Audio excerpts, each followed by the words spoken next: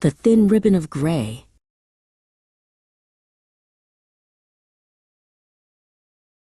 The hum of the engine had been the only thing keeping the oppressive silence of the wilderness at bay for hours. Ayan watched the needle on the fuel gauge flicker with an unsettling rhythm. Suddenly, the steady drone turned into a rhythmic, metallic cough. Ayan's heart hammered against his ribs as he leaned forward, locking eyes with the pilot, the reality of their isolation sinking in. "Losing oil pressure!" Kalen shouted over the sudden high-pitched whine of failing machinery. Beside him, Sora scrambled with the radio, her fingers trembling as she dialed through emergency frequencies, searching for a voice in the void.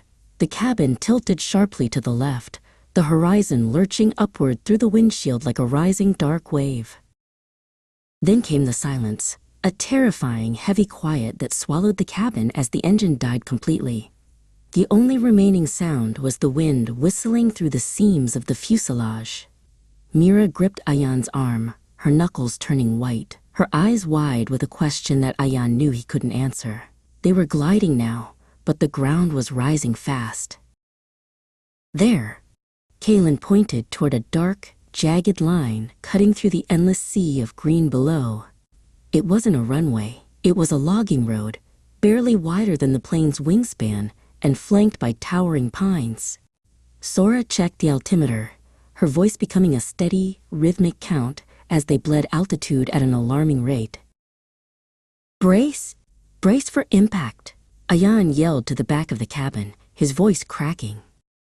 He reached across the narrow aisle to Elias, who sat frozen in a state of shock, staring blankly at the floor. Ayan grabbed Elias's shoulder with a firm grip, forcing him down into the crash position. Every second felt like a minute stretched thin. The treetops began to claw at the belly of the plane with a sound like grinding teeth. Mira screamed as a stray branch shattered a rear window, sending a spray of green needles and freezing mountain air into the cabin. Up front, Kalen fought the buffeting wind, his teeth gritted as the plane bucked like a wild animal under his hands. The road rushed up to meet them, a gray ribbon of gravel flanked by ancient, unforgiving wood. Ayan watched Kalen's hands. They were steady, a stark contrast to the chaos screaming through Ayan's own mind. They were going too fast, and the road ahead began to curve sharply into the tree line. The wheels touched the gravel with a bone-jarring thud that vibrated through their teeth. Sora was thrown forward against her harness as the plane skidded sideways.